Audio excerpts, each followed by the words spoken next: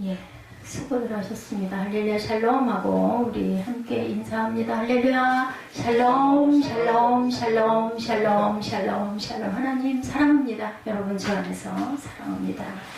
예, 오늘 제목이 마음을 연단하신 하나님. 우리 마음이 항상 가장 중요한 게 하나님이 바라보시는 시각도 우리 마음이시고 우리 또한 이 하나님의 마음을 깨달아 알아야 되겠죠. 그래서 호세아가 야훼를 알자, 힘써 알자 이렇게 고백하는 부분, 우리 일부 예배 때 은혜 받은 부분이기도 합니다. 하나님 마음을 알아야 되고 하나님은 또 우리 마음을 다 알고 계시면서도 내게 돌아와라 이렇게 기다리고 계시는 하나님. 예수께서는 하나님의 뜻대로 행하는 자들이 자신의 형제 자매다. 마태복음 12장 48절에서 50절까지 말씀하시죠. 그리스도인은 그리스도 안에서 서로 형제와 자매가 되었고 또한 형제보다도 어떻게 보면 더 친밀한 친구이죠. 벗입니다. 형제 자매, 그죠? 그러므로 서로를 사랑해라. 그래서 하나님을 사랑해라, 내 이웃을 사랑해라 말씀하시고 이것이 모든 계명에 그죠? 하나된 마음.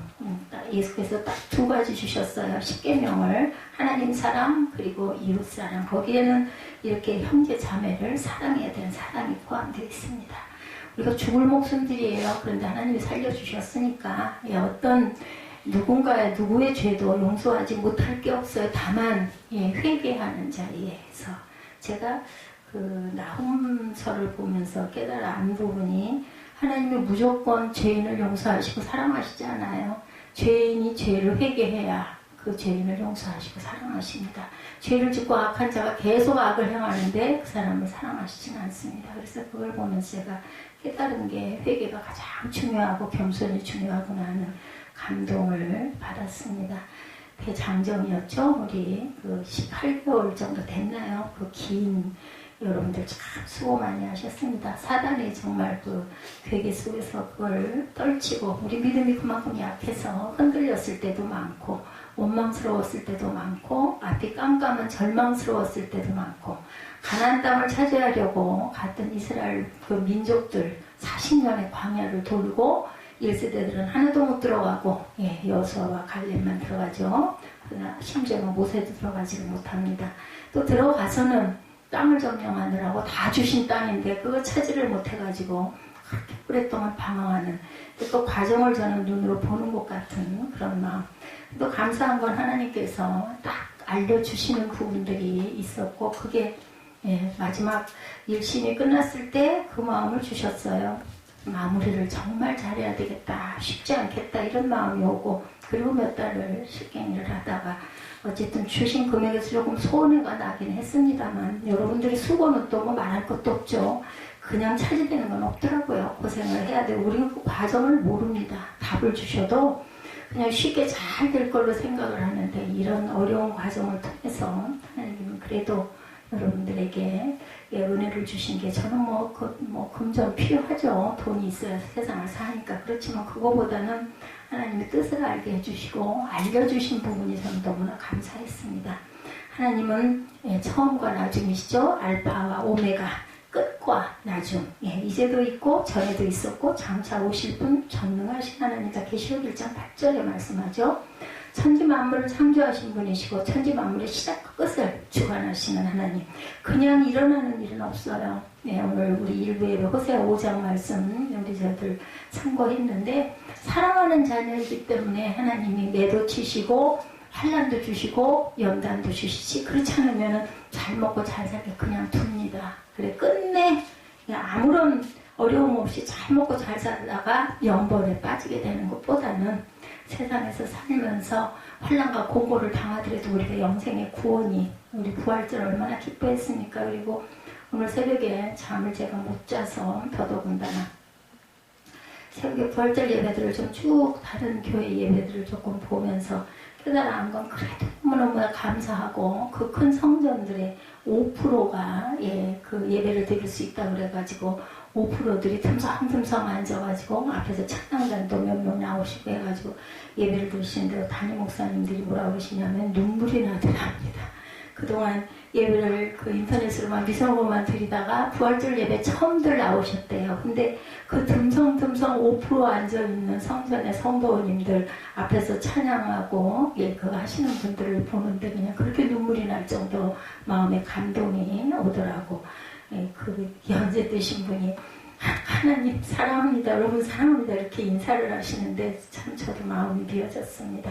거기에 비하면 우리는 얼마나 감사한가 하는 생각을 했어요. 아예 주중 예배들은 엄두들도 못 내고 주일 예배, 부활절 예배를 처음 드린다 말씀하시더라고요. 여러분들 감사하시기 바랍니다.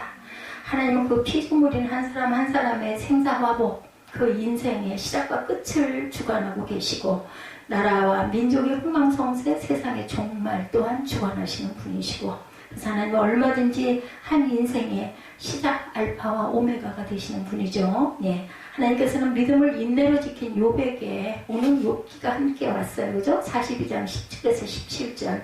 예, 그 소유의 복을 갑절이나 나중에 주었죠. 근데 욥도 뭐라고 고백했어요? 나는 이제 끝입니다. 나는 내 앞에는 사망밖에 없습니다. 했습니다. 그런데 하나님께서는 욥이 미워서가 아니라 욥의 믿음을 연단하셔서 더 크게 쓰시려고 단련하시려고 그 고난을 주신 거죠. 근데 저도 만약에 욥 같은 입장이었으면 그 복을 안 받고 그냥 말고 싶어요 할 정도로 대단한 그 고난을 주셨죠. 욥기 42장 10절에서 17절 아까 우리 함께 읽었지만 그러니까 모르는 거예요. 욥은 이제 나는 죽었다. 어떻게 살겠어요. 그 지경이 됐는데 그죠? 모든 거 다 잃어버리고 아내도 막 저주하고 떠나고 그죠? 기왓장으로 온몸을 긁고 가진 거 아무것도 없이 제 가운데 앉아있는 욥 이제 나는 죽음밖에 없고 내가 왜 태어났는지를 막 그걸 막 한탄을 했었죠. 근데 하나님의 뜻은 거기 있지 않았죠? 예, 갑절의 복을 주시죠.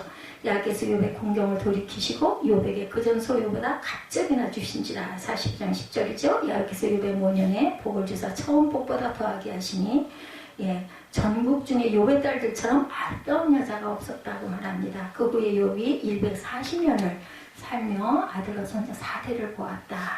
예, 모세보다도 더 살았어요. 그죠? 모세 120세에 돌아갔죠.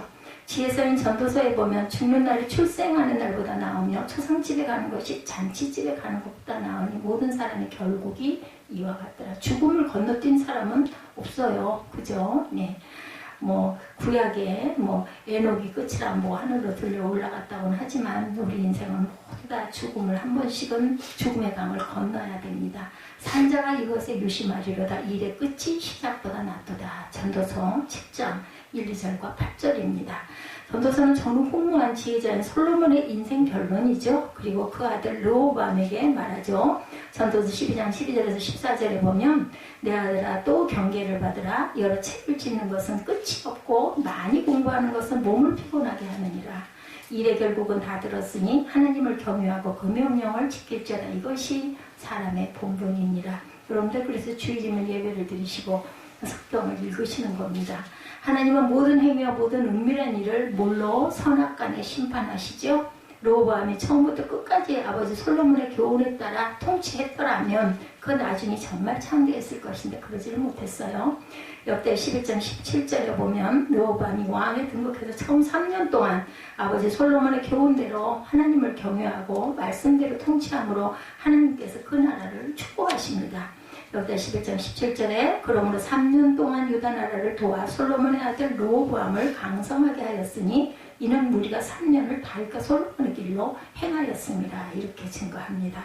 3년을 다할까 솔로몬의 길로 행하였다라는 말은 처음 3년 동안 오직 한 분 하나님만을 경외하고 말씀대로 살았다는 뜻이죠. 그러나 르호보암 왕은 그 끝이 시작보다 낫지 않았습니다. 솔로몬도 역시 마찬가지였죠. 역대 11장 1절을 보면 르호보암이 나라가 견고하고 세력이 강함에 야훼의 율법을 버리니 온 이스라엘이 본을 받았다. 그래서 통치자가 중요하기 때문에 우리는 나라의 그 지도자들 위해서 항상 기도해야 됩니다.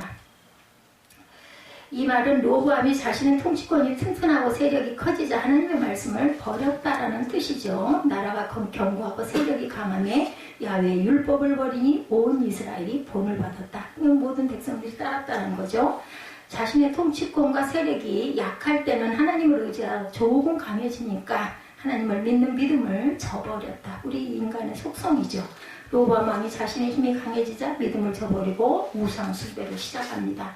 왕이 하나님 말씀을 버리고 우상 숭배를 하자 모든 백성도 왕을 본받아서 하나님 말씀을 버리고 우상 숭배하고 음란과 동성애의 가증한 행위를 일삼죠. 열왕기상 14장 22절에서 28절입니다. 유다가 야훼 보시기에 악을 행하되 그 열조에 행한 모든 일보다 뛰어나게 하여 그 범한 죄로 야훼의 노를 격발하였으니 이는 저희도 산 위에와 모든 푸른 나무 아래 산당과 우상과 아세라 목상을 세웠습니다. 그 땅에 또 남색하는 자가 있었고 야훼께서 이스라엘 자손 앞에서 쫓아내신 국민의 모든 가증한 일을 무리가 본받아 행하였더라. 이렇게 말하고 있습니다. 결국 이 같은 르호보암의 행위는 하나님의 분노를 사기에 충분했겠죠. 하나님은 이러한 르호보암을 심판하십니다. 애굽왕 시삭으로 하여금 르호보암을 치도록 해서 모든 보물을 몽땅 빼앗아가죠. 심지어 성전의 보물까지, 그릇들까지 모두 다 뺏어가고 솔로몬이 만든 금방패까지도 빼앗아갑니다. 빼앗깁니다. 열왕기상 14장 25절에서 18절에 르호보암 왕 제5년에 애굽왕 시삭이 올라와 예루살렘을 치고 여호와의 손의 보물과 왕국의 보물을 몰수히 빼앗고 솔로몬이 만든 금방패를 다 빼앗은지라. 르호보암 왕이 그 대신 노수로 방패를 만들어서 왕국 문을 지키는 시위대 장관의 손에 맡김에 왕이 야외전에 들어갈 때마다 시위하는 자가 그 방패를 들고 갔다가 시위소로 도로 가져갔더라. 이렇게 증거합니다. 이 정도가 됐어요. 처음 가졌던 마음으로 돌아가 처음 믿음을 회복했어야 했는데 르호보암은 결국 그렇게 하지 않습니다. 금방패를 빼앗기자 그 대신 놋방패를 만들어가지고 자신을 경호하도록 하죠. 이는 처음으로 돌아가 처음 믿음을 가지지 아니하고 끝까지 완악한 마음으로 일관했다는 것을 말하죠. 르호보암의 시작한 금방패가 의미하듯 황금기였는데 나중은 놋방패처럼 형편없이 되고 만다. 이것으로 끝나지 않았죠. 통치하는 내내 전쟁은 그치지 않습니다. 17년 통치기간 내내 하루도 평안한 날이 없습니다. 왕상 14장 30절에 보면 르호보암과 여로보암 사이에 항상 전쟁이 있습니다. 증거합니다. 그러므로 지혜롭고 복된 삶은 시작보다 끝이 나은 삶이 되어야 되죠. 지혜롭고 복된 삶은 죽는 날이 출생하는 날보다 나은 삶이어야 합니다. 태어날 때 많은 사람들이 박수와 축하를 받았을지라도 죽는 날 온갖 손가락질과 욕을 먹는 사람이 있죠. 거창하게 인생을 시작했을지라도 나중은 아무런 관심도 받지 못하고 초라하게 세상을 떠나는 사람들도 많습니다. 그러나 비록 세상에 보잘것없는 환경과 모습으로 태어났을지라도 나중은 세인들의 존경과 사랑을 받는 사람들이 있습니다. 세상에서는 이름도 없고 빛도 없을지라도 하나님께서 믿음을 성실하게 지켜 말씀대로 산 성도의 죽음을 귀중히 여기신다고 시편 116편 15절에 증거합니다. 죽는 날이 출생하는 날보다 낫다고 하는 이유는 이 세상보다 더 좋은 세상, 하나님 나라가 죽음 후에 있기 때문입니다. 여러분들 영생을 지니셨다라는 게 얼마나 귀한 건지 아직 잘 실감을 못 하십니까? 우리는 언제 어떻게 될지 아무도 몰라요. 오늘 이 순간 우리에게 주신 시간은요, 지금 이 순간 여러분과 제가 마주 있는 이 시간, 이 순간에도 어떤 일이 일어날 줄 우리가 알 수가 없고, 세상에는 지금 태어나고 죽는 일들이 얼마나 많이 일어나는지 모르죠. 인생이 죽은 후에 지옥으로 끝난다면 인생의 시작이 아무리 좋았을지라도 불행하죠. 비록 세상에서 개자식같이 하찮은 삶이었다 할지라도 인생이 하나님 나라에 들어가는 것으로 끝나면 복된 사람입니다. 하나님께서 말씀하죠. 시편 49편 19편에서 20절을 보면 어떤 사람이 부자가 되더라도 그 집에 재산이 늘어나더라도 너는 스스로 초라해지지 마라. 그도 죽을 때는 아무것도 가지고 가지 못하며 그의 재산이 그를 따라 내려가지 못한다. 비록 사람이 이 세상에서 흡족하게 살고 성공하고 칭송을 받는다 해도 그도 마침내 죽어 흙으로 돌아가리니 영원히 빛을 보지 못하니라. 사람이 제 아무리 위대하다 해도 죽음을 피할 수는 없으니 이러한 사실을 깨닫지 못하고 교만하면 멸망한 짐승과 같다. 하나님을 믿는 믿음을 끝까지 지킴으로 시작보다 끝이 났고 금세와 아울러 내세 하나님께서 존귀하게 여기시는 저와 여러분이 되시기 바랍니다. 하나님께서는 여러분의 인생의 마지막 이 시작보다 낫도록, 그 시작은 비록 미약할지라도 나중은 어떻게 해요? 심히 창대하게 축복하시고자 연단하신다라는 것. 오늘 말씀 속에 도가니는 은을, 풀무는 금을 연단하거니와 야훼는 마음을 연단하신다고 말씀하죠. The Road Test the Heart에서 연단은 시험하다, 리스트, 증명하다는 뜻을 갖고 있습니다. 신명기 8장 2절과 16절에 보면 내 하나님 여호와께서 이 40년 동안에 너로 광야의 길을 걷게 하신 것을 기억하라. 이는 너를 낮추시며 너를 시험하사 내 마음이 어떠한지 그 명령을 지키는지 아니 지키는지 알려 하심이라고 말씀합니다. 내 열조도 알지 못하는 만나를 광야에서 내게 먹이셨나니 이는 다 너를 낮추시며 너를 시험하사 마침내 내게 복을 주려 하심이라. 하나님께서 여러분을 연단하시고 어려움을 주시는 거는요, 죽이려고 하시는 게 아니라 살리려고 깨달아 알게 하시고 영생을 주기 위함이라는 걸 잊지 마시기 바랍니다. 전혀 상관 안 하는 거, 남의 아이 뭐 상관해요? 그냥 아이고 쟤 참 문제네 하고 넘어가죠. 그런 것처럼 사랑이 있으시기 때문에 여러분들을 자꾸 토닥토닥 그죠?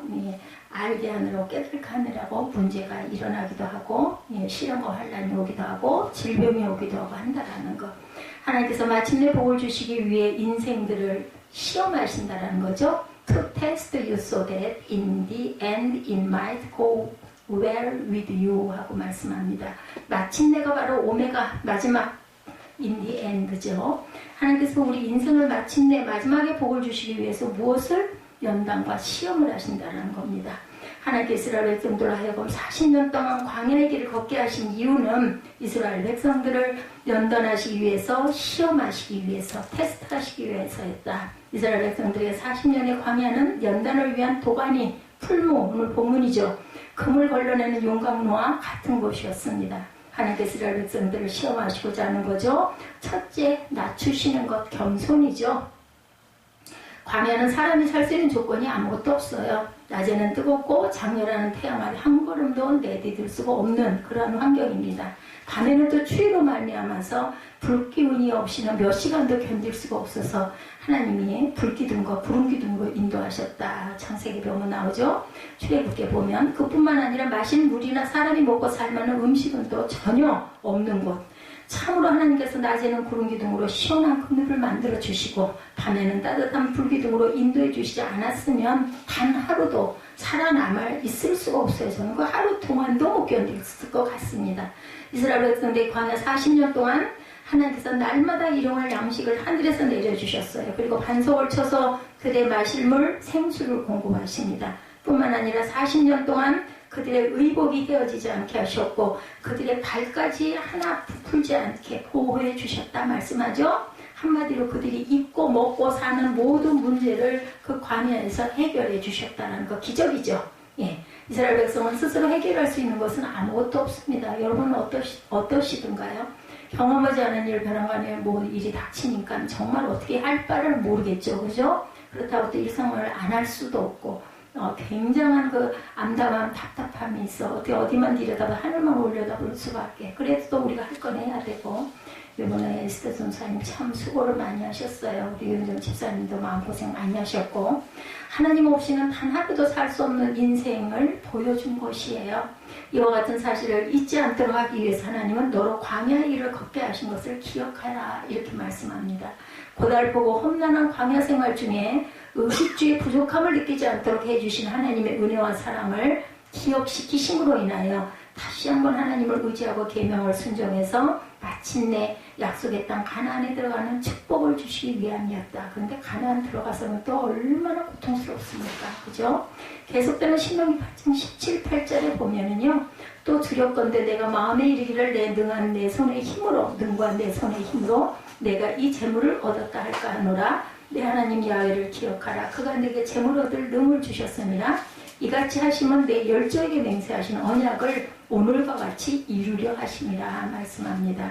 사람이 배부르고 좋은 집에서 살고 모든 일에 풍부하게 되면 마음이 교만하게 되죠. 하나님을 잊어버릴까 하노라 말씀하세요. 큰 믿음이 좋았던 다윗도 그죠? 죄를 짓게 되죠.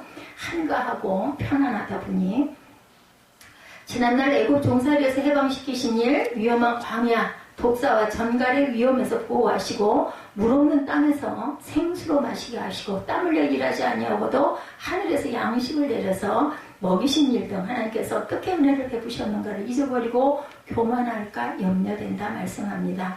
하나님께서는 마침내 복을 주시기 위해 무엇보다 먼저 사람이 교만한가 겸손한가를 시험하신다. 여러분들 교만하는 자는 절대로 쓰시지 않아요. 아무리 잘났댔자, 그죠? 우리가 지혜가 있고 잘났다 해봤댔자, 우리 옛 속담에 보면요, 하늘 아래 매이로다. 저는 아직 그 말씀이 그렇게 아주 또렷하게 가슴에 나이가 드니까 박히더라고요. 아무리 잘났다고 해봐야 하늘 아래에 있는 산일 뿐이에요. 아무리 높은 산이라 하더라도, 히말라야 산이라 하더라도 하늘 아래서 조그마한 산에 불과하다라는 거죠. 자신의 능력과 힘으로 부유하게 되었느라 하나님보다 자신을 높이고 자랑하는 것을 교만이라고 그러죠.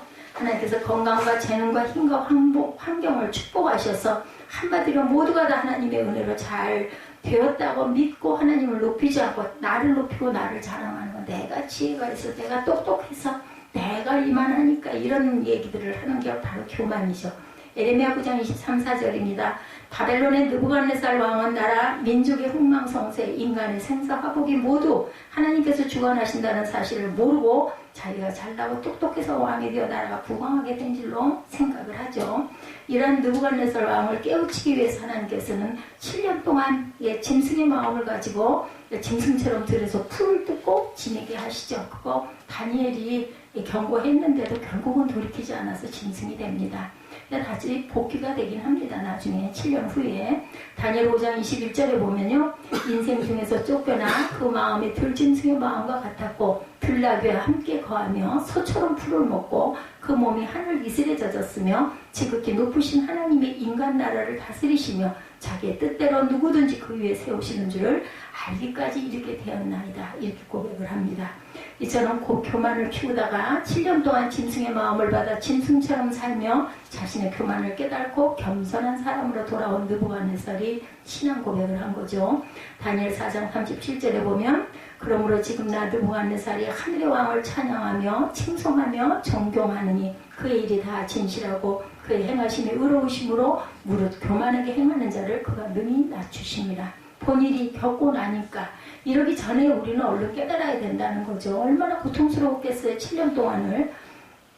느부갓네살 왕의 아들 벨사살은 이런 아버지가 겪은 사건을 직접 목격을 하고 아버지의 신앙 고백을 들어 하나님이 어떤 분이신가를 알고 있음에도 불구하고 마음을 낮추지 않고 교만을 부리다가 결국은 죽죠. 그날 밤으로. 다니엘 5장 22절에서 30절에 보면은요, 다니엘이 그죠, 벽에 쓴 글씨 그 해석해 주면서 당신은 죽을 것이오 얘기하고 그날 밤에 죽습니다. 과연 지혜자의 말씀, 그래서 고레스가, 저는 거기서 깨달은 게, 그래서 고레스가 그 침략을 해가지고 페르시아가 쓰죠. 그리고 고레스 왕이 이스라엘 민족들을 내 땅으로 돌아가서 성전을 건축하라 했던 게 아마 그 하나님의 그 다니엘의 그 해석과 그리고 그 죽은 그 왕을 보면서 아마 그런 것을 깨달지 않았을까. 그래서 하나님이 살아계셨구나라는 걸 깨달아서 본국으로 돌아가라는 우리는 기적이다라고 했는데 아마 이런 영향, 다니엘의 영향이 아니었을까 저는 그렇게 생각이 들더라고요. 예수 그리스도께서는 근본 하나님의 본체이신 하나님과 동등됨을 취할 것으로 여기지 아니하시고 오히려 자기를 비워 종의 형체를 가져 사람들과 같이 되셨고 사람의 모양으로 나타나셨으며 자기를 스스로 낮추시고 죽기까지 하나님 뜻에 복종하셨어요. 예수께서는. 그죠? 이렇게 하나님의 뜻을 깨닫고 스스로 자신을 낮추는 삶이 우리는 되어야 성공할 수 있다는 거죠. 하나님께서는 자신을 스스로 낮추지 아니한 느부갓네살 왕에게 자신의 교만을 깨우치기까지 짐승의 마음으로 짐승처럼 살게 하시고 존귀에 처했으나 교만하여 짐승처럼 살게 하신 겁니다. 이스라엘 백성들은 스스로 낮추지 아니하기 때문에 광야의 길을 40년을 걷게 하셨고 예수 그리스도께서도 스스로 낮추셨을 때 하나님께서 그를 지극히 높여 모든 이름 위에 뛰어난 이름을 주사 모든 무릎을 예수의 이름에 꿇게 하셨어요. 그죠? 모든 입으로 예수 그리스도를 주라 시인하고 하나님 아버지께 영광을 돌리게 합니다. 빌립보서 2장 6절에서 11절에 증거하죠. 하나님께서 우리를 낮추시는 이유는 마침내 마지막에 복을 주시되 처음 복보다 더해서 주시기 위해서다. 그러므로 우리를 낮추시는 것은 우리를 축복하시려는 하나님의 은혜라는 것. 욥기 8장 5절부터 7절에 보면 내가 만일 하나님을 찾으며 전능하신 이에게 간구하고 청결하고 정직하면 반드시 너를 돌보시고 내 의로운 처소를 평안하게 하실 것이라. 내 시작은 미약하였으나 내 나중은 심히 창대하리라. 이 말씀 여러분들 아마 많이 들으셔서 아실 거예요. 그리고 많이 씁니다. 어떤 기업이 일어날 때 이 기도 많이 하죠. 내 시작은 미약하였으나 내 나중은 심히 창대하리라. 이것을 하나님께 맡기고 저는 그저 청직입니다. 이런 마음가짐을 가져야 된다. 우리의 삶을 낮추어서 재물과 영광과 생명으로 축복하시고자 하시는 은혜, 이 같은 은혜가 저와 여러분에게 충만하시기 바랍니다. 다음으로 하나님께서는 마침내 복을 주시기 위해서 우리가 어떠한 경우에도 하나님 말씀을 지키는지 아니 지키는지 시험하시죠. 신명기 8장 2절에 내 마음이 어떠한지 그 명령을 지키는지 아니 지키는지 알려 하시니라 말씀합니다. 이스라엘 백성이 애굽에서 해방된 지 한 달이 되던 해 광야에서 그간 애굽에서 가져온 양식이 모두 떨어지자 모세와 아론을 원망하기 시작하죠. 비록 애굽에서 종살이했을지라도 그때는 고기도 먹고 밥도 배불리 먹고 뭐 마늘도 먹었는데 이게 뭐냐? 그러면서 막 그저 원망을 합니다. 먹다 죽은 귀신은 때깔도 곱다라고 하죠. 차라리 그때 먹다가 죽게 내버려두지. 이제 광야에서 우리를 이 모래사장에서 이 뼈 같아서 나를 죽이려 하느냐라고 막 대들죠. 모세에게. 출애굽기 16장 4, 5절에 보면 때에 여호와께서 모세에게 이르시되 보라 내가 너희를 위하여 하늘에서 양식을 비같이 내리리니 백성이 나가서 일용할 것을 날마다 거둘 것이라 말씀합니다. 여기 중요한 거 우리 주기도문에도 일용할 양식 뭐 쌓아놓는 게 좋은 게 아니에요. 하나님께서는요 굶기시지 않고 주셔요. 그러니까 일용할 양식 먹어라. 그리고 만나를 조금 더 걷어놓으니까 막 벌레가 나서 못 먹게 되죠. 그걸 알면서도 자꾸 더 쌓아놓으려고 거둡니다. 이게 미련한 게 우리 인생들입니다. 이같이 그들이 나의 율법을 준행하나 아니하나 내가 시험하리라. 제 6일에는 그들이 거둔 것을 예비할지니 날마다 거둔 것의 갑절 6일은 7일날 안식일 것까지 마저 거둬라 해서 이틀을 먹게 해주시는 그땐 벌레가 안 나. 매일 거두는 거는 쌓아놓으면 벌레가 나고 6일째 되는 날은 이틀 분을 거둬도 벌레가 나지 않았죠. 이제부터 하늘에서 만나를 비같이 내려 일용할 양식으로 날마다 거두게 할 텐데 6일에는 갑절로 거두어 7일 안식일에는 거두지 않아도 먹을 수 있도록 해서 안식일을 지키도록 하신 말씀. 이와 같이 하여 간 이스라엘 백성이 하나님의 율법과 말씀을 준행하나 아니하나 시험하시겠다라는 거죠. 그러나 이스라엘 백성들은 욕심이 생겨서 일용할 양식 위에 더 거두어서 다음날까지 쌓아두었지만 못 먹어요. 벌레가 생기고 냄새가 나서 결국 버리게 됩니다.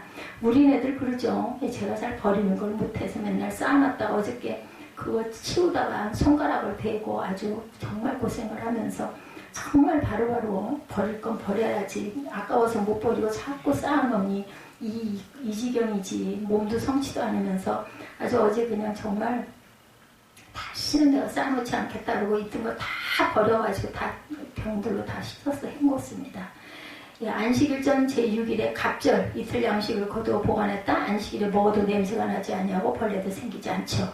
제7일에는 만나를 내리지 아니한다고 말씀하셨음에도 만나를 거두어 또 밖에 나가요. 뭐 혹시야 내리지 않을까? 그래서 좀 거두면 어떨까? 욕심이 나는 거죠. 딱 저와 똑같아요. 이스라엘 백성들은 이처럼 하나님 말씀을 지키는지 아니 지키는지를 시험하시겠다고 하셨음에도 이렇게 어리석은 짓을 합니다. 오늘날로 말하면 주의를 거룩하게 지키라고 말씀하시고 예수 믿는 성도들이 주의를 성취하는지 여부를 시험하시는데 주의를 성취하지 않는 거예요. 쉬운 얘기로. 지금 하나님께서는 성도 여러분들이 어떤 환경과 처지에서도 온전한 신앙생활을 하는지 아니하는지를 시험하고 계십니다. 하나님께서 여러분이 세상에 살면서 물 한 모금 마실 수 없는 쓰디쓴 환경에 처할지라도 하나님 말씀을 지키는지 안 지키는지를 시험하신다. 죽이지 않으세요. 하나님께서는 계획이 있으셔야 돌아가게 하죠. 할 일을 다 끝내야 데려가십니다. 요번 하나님께서 인정할 만큼 순전하고 정직해서 하나님을 경외하며 악에서 떠난 자였다. 욥기 1장 1절과 8절에 보면 나오죠. 근데 하루는 사단이 와서 하나님 앞에 말하죠. 하나님께서 욥이 하는 일마다 복을 주시니까 하나님을 경외하는 거죠. 복을 안 주시면 아마 떠날 겁니다. 그래서 시험을 하게 됩니다. 만약 하나님께서 그의 모든 소유물을 그치시면 절대로 그러지 않을 겁니다. 이 하나님께서 그렇지 않다는 것을 보여주시기 위해서 사단에게 욥을 시험하도록 허락하시죠.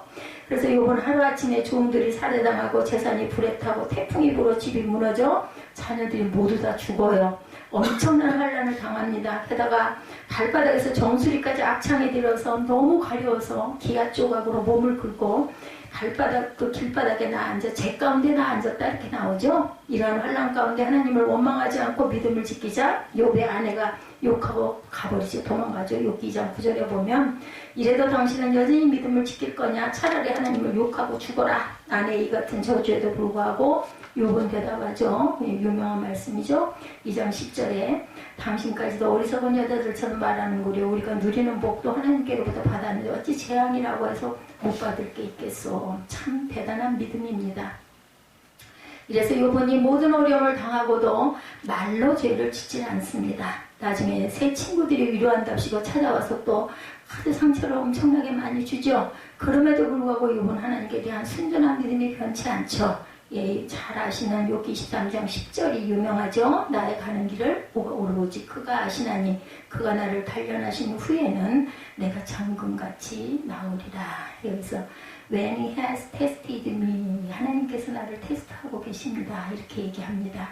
욥은 자신이 겪고 있는 환난을 통해서 하나님이 나를 단련하신다, 시험하신다는 것을 깨달았다는 거죠. 예.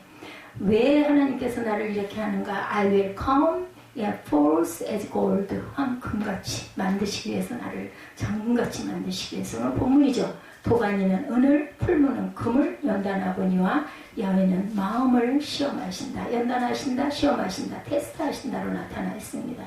결국 욥은 이렇게 끝까지 믿음을 지켜서 하나님 앞에 자신의 신앙을 증명하죠. 그리고 마침내 갑절의 복을 받습니다. 욥기 42장 10절에 야훼께서 욥의 공경을 돌이키시고 욥에게 그전 소유보다 갑절이나 주신지라. 여러분의 신앙생활 중 때로 욥과 같이 시험 받으실 경우가 있으실 거예요. 성경은 욥 한 사람의 신앙에 대해 무려 42장에 걸쳐서 기록하고 있습니다. 그만큼 단련된 마음, 연단된 믿음, 증명된 믿음이 가치가 크다는 것을 의미하죠. 하나님을 믿는 믿음의 마음을 끝까지 지키시기 바랍니다.